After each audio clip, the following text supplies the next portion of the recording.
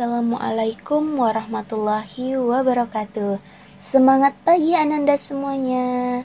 Apa kabar? Ustazah berharap Ananda semua selalu dalam keadaan sehat walafiat. Dan Ustazah berdoa semoga Ananda beserta keluarga selalu dalam lindungan Allah Subhanahu wa Ta'ala. Amin. Baiklah, untuk Ananda semuanya, sebelum kita memulai pembelajaran pada hari ini, yuk sama-sama kita mengucapkan lafaz basmalah. Bismillahirrahmanirrahim. Baiklah Ananda, sebelum kita memulai pembelajaran pada hari ini, jangan lupa juga untuk berdoa sebelum belajar. Yuk kita baca doanya bersama-sama. Bismillahirrahmanirrahim. Raditu billahi rabbah wabil islami dina wabi muhammadin nabiyya wa rasulah rabbi zidni ilman warzuqni fahman wa amalan solihah. Amin. Oke, anak-anak ustazah, pada video pembelajaran kali ini kita akan melakukan yang namanya penguatan materi. Nah, penguatan materi ini adalah anak-anak ustazah semua akan mengingat kembali materi yang telah ustazah jelaskan pada video sebelumnya, yaitu mengenai bernyanyi secara tunggal ataupun solo. Jadi ustazah berharap setelah kita melakukan penguatan materi ini, anak-anak ustazah semuanya dapat mengumpulkan tugas bernyanyi solo itu dengan baik ya. Nah, anak-anak ustazah semua sudah tahu belum perbedaan antara bernyanyi secara tunggal dengan bernyanyi secara vokal grup? Nah, kalau belum tahu, yuk kita simak. Jadi, bernyanyi solo ataupun tunggal itu artinya bernyanyi secara seorang diri. Nah, jika kamu bernyanyi sendirian, itu berarti namanya kamu bernyanyi secara solo ataupun tunggal.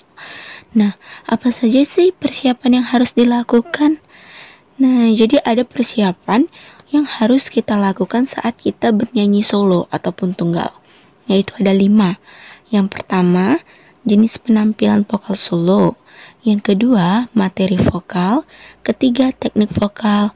Keempat, penampilan. Dan yang kelima adalah improvisasi lagu secara vokal. Nah, bagaimana sih maksudnya? Yuk kita simak di slide selanjutnya. Oke, pembahasan kita yang pertama yaitu mengenai jenis penampilan vokal solo. Jadi, semua penampilan ketika bernyanyi itu memiliki keunikan dan sisi menarik yang berbeda. Baik itu dari segi persiapan dan sarana, itu semua akan memiliki detail yang berbeda di setiap jenis penampilan. Jadi ketika kamu bernyanyi tunggal ataupun solo, itu tentu akan berbeda persiapannya dengan kamu bernyanyi secara vokal grup. Nah, untuk setiap penampilan vokal solo itu biasanya memiliki beban yang lebih berat. Kenapa? Karena seluruh keberhasilan penampilan kita saat bernyanyi itu tergantung kepada kita, sang vokalis atau penyanyi itu sendiri. Jadi, kalau solo itu jenis penampilannya adalah tergantung kepada pribadinya ataupun penyanyinya. Oke ya. Oke, selanjutnya mengenai materi vokal. Jadi, setiap penyanyi itu memiliki materi vokal yang berbeda-beda. Nah, ada perbedaan mendasar terhadap materi vokal itu yang dimiliki oleh 2 orang yang berbeda. Lalu apa saja sih perbedaan yang dapat dilihat dari beberapa unsur vokal? Nah, salah satunya itu adalah adanya warna suara atau timbre. Warna suara itu ada yang sudah tahu belum? Jadi, warna suara itu adalah ton yang khas pada suatu suara setiap penyanyi.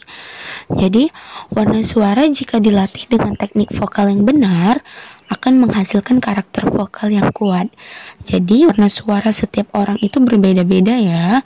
Misalnya, warna suara penyanyi Judika dengan warna suara penyanyi Raisya itu jelas-jelas sangat berbeda warna suaranya. Oke?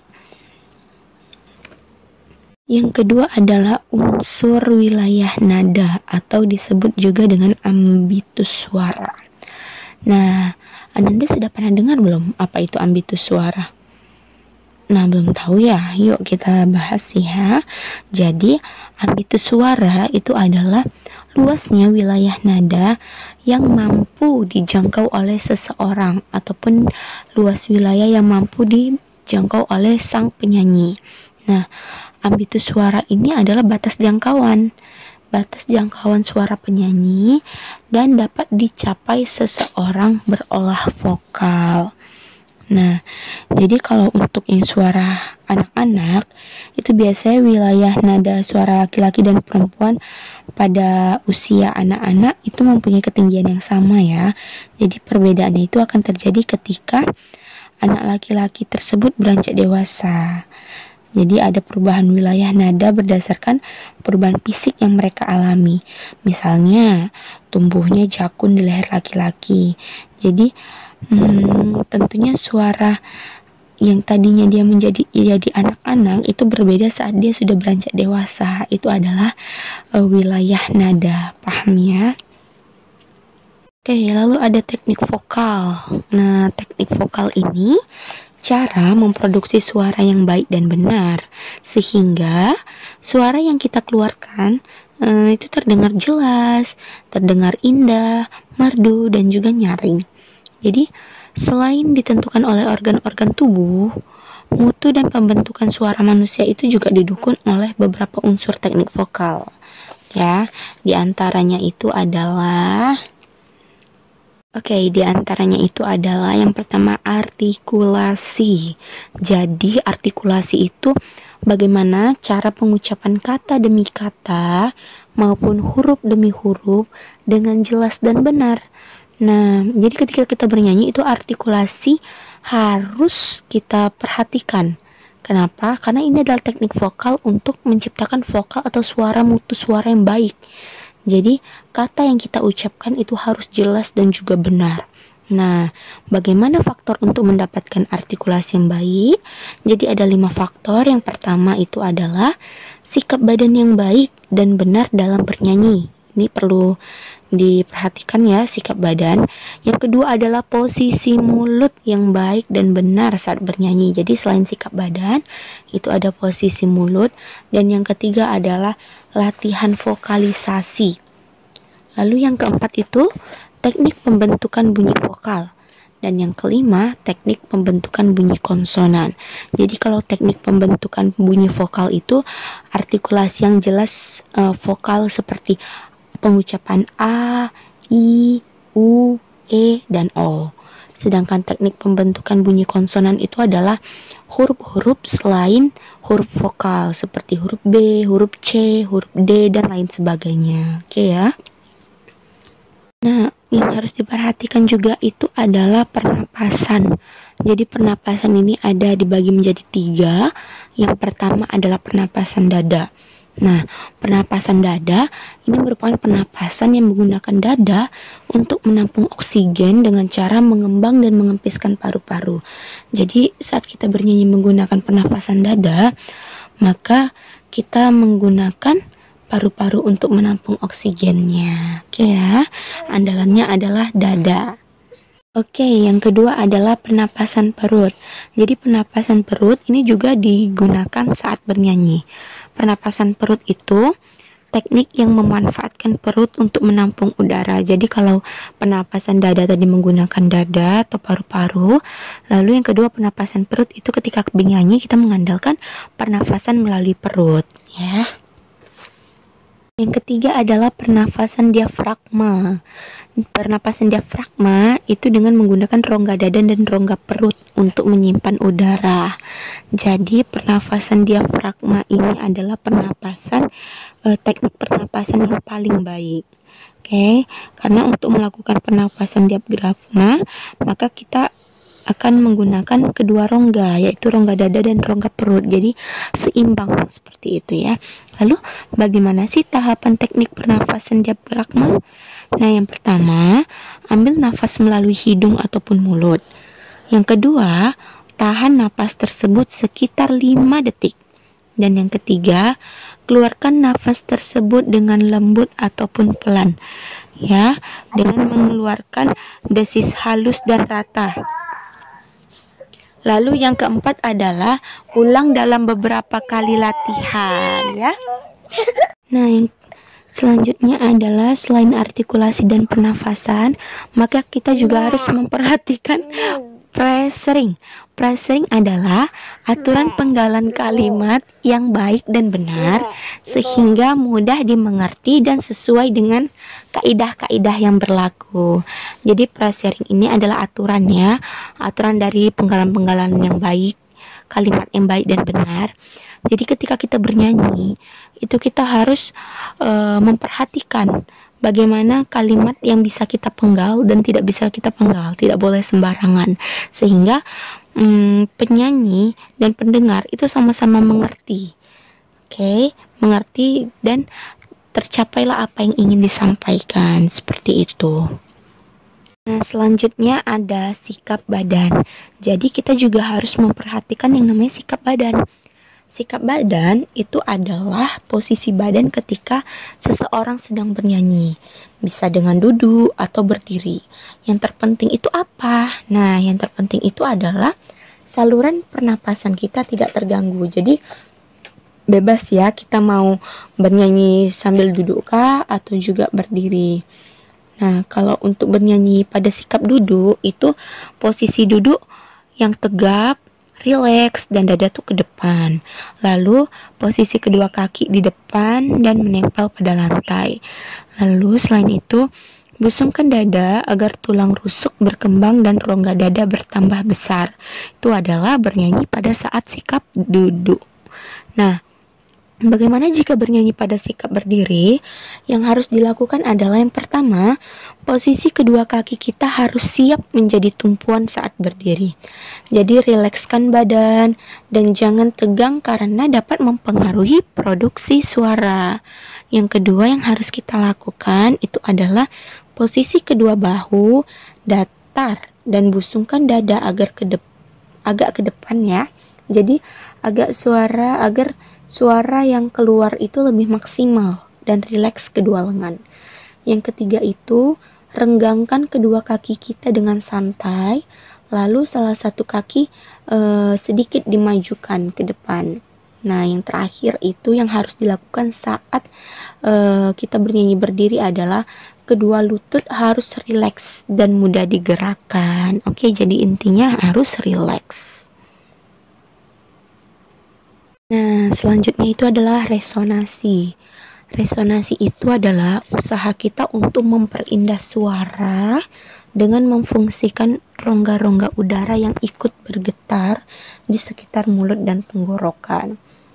Jadi, jenis resonansi itu ada resonansi dada, resonansi hidung, resonansi kepala. Nah, kalau untuk resonansi dada, itu memantulkan sumber bunyi pada bagian dada akan menghasilkan suara rendah. Jadi kalau resonansi dada, suara yang dihasilkan adalah suara rendah. Lalu kalau resonansi hidung, itu pantulan bunyi pada bagian wajah seputar hidung dapat meliputi tulang rahang mulut, sehingga pada pipi akan menghasilkan suara sedang yang tepat dan halus. Jadi kalau resonansi dada tadi menghasilkan suara yang rendah, maka resonansi hidung menciptakan suara yang sedang atau halus. Nah, yang ketiga itu ada yang namanya resonansi kepala. Resonansi kepala ini memantulkan sumber bunyi pada bagian kepala yang akan menghasilkan suara tinggi dan halus tentunya, dan juga harus didukung dengan kerja otot diafragma yang maksimal pula. Jadi kalau resonansi kepala, maka kita juga harus menggunakan pernafasan dada dan pernafasan perut atau gabungan yang biasa disebut dengan pernapasan diafragma.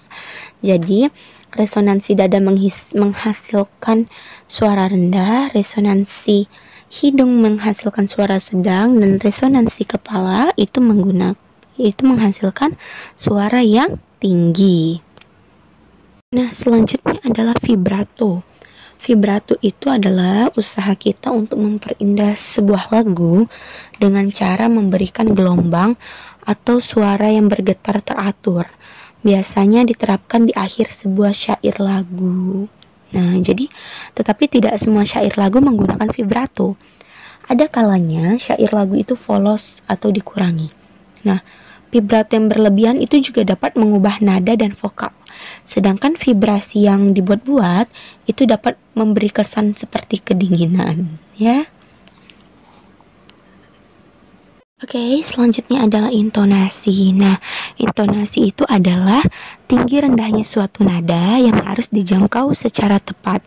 Jadi, ketepatan intonasi dalam setiap lagu itu merupakan dambaan bagi setiap penyanyinya.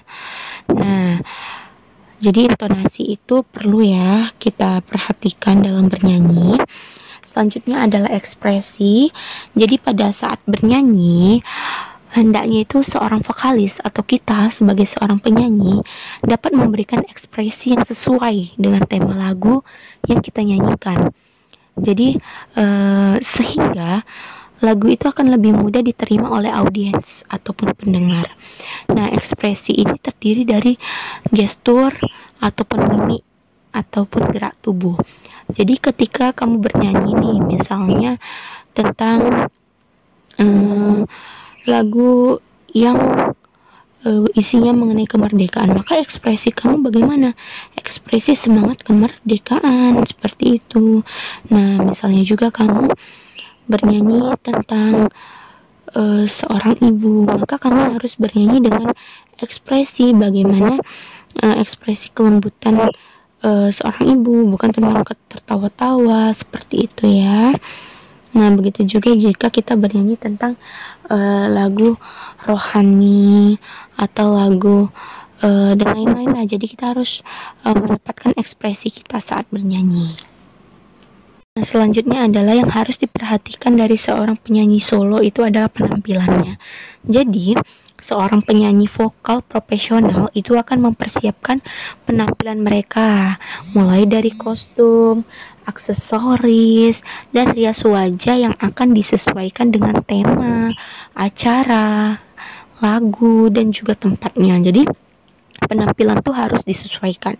Misalnya, kamu akan menyanyikan lagu dengan tema Idul Fitri ataupun tentang hari kemenangan, lagu-lagu rohani, maka penampilan kamu adalah penampilan yang sopan, bukan menggunakan busana yang tidak pantas seperti itu, dan menggunakan aksesoris yang tidak berlebihan. Jadi kostumnya sesuai, aksesoris sesuai, dan rias wajahnya juga tidak yang terlalu norak.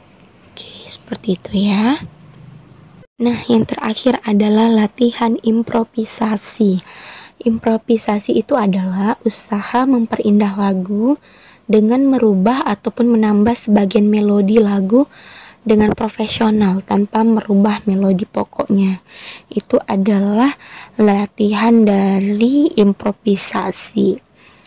Jadi dalam bernyanyi, pengembangan ornamentasi sebuah lagu dengan tujuan agar lagu terdengar tidak membosankan dan lebih menarik. Itu adalah tujuan dari improvisasi, agar lagu itu tidak membosankan dan juga tidak menarik. Jadi improvisasi ini tidak dapat dilakukan pada semua bagian lagu. Nah, jadi hanya bagian-bagian tertentu saja agar bentuk lagu yang aslinya itu tetap jelas. Yuk. Oke, sekianlah pembelajaran kita pada hari ini. Jadi Ustazah berharap materi-materi yang Ustazah sampaikan itu dapat Ananda realisasikan. Nah, seperti biasa Ustazah akan memberikan tugas pada kalian. Jadi tugasnya adalah silakan Ananda semua itu bernyanyi, nyanyikanlah sebuah lagu daerah berdasarkan suku kamu. Nah, misalnya suku kamu suku Batak atau suku Jawa, maka kamu harus menyanyikan lagu yang berasal dari suku kamu. Caranya bagaimana? Kalian boleh juga ambil karaoke dari YouTube, lalu kalian rekam, berikan videonya kepada Ustazah. Ini sangatlah tinggi nilainya, jadi kalian akan rugi jika tidak mengumpulkan tugasnya. Oke, sekian dari Ustazah. Semoga kalian semua dan kita semua dalam lindungan Allah Subhanahu wa taala dan sehat selalu. Wabillahi taufik wal hidayah. Sebelumnya kita juga harus ucapkan alhamdulillah. Alhamdulillahirabbil alamin. Sekian, wabillahi taufik wal hidayah. Wassalamualaikum warahmatullahi wabarakatuh.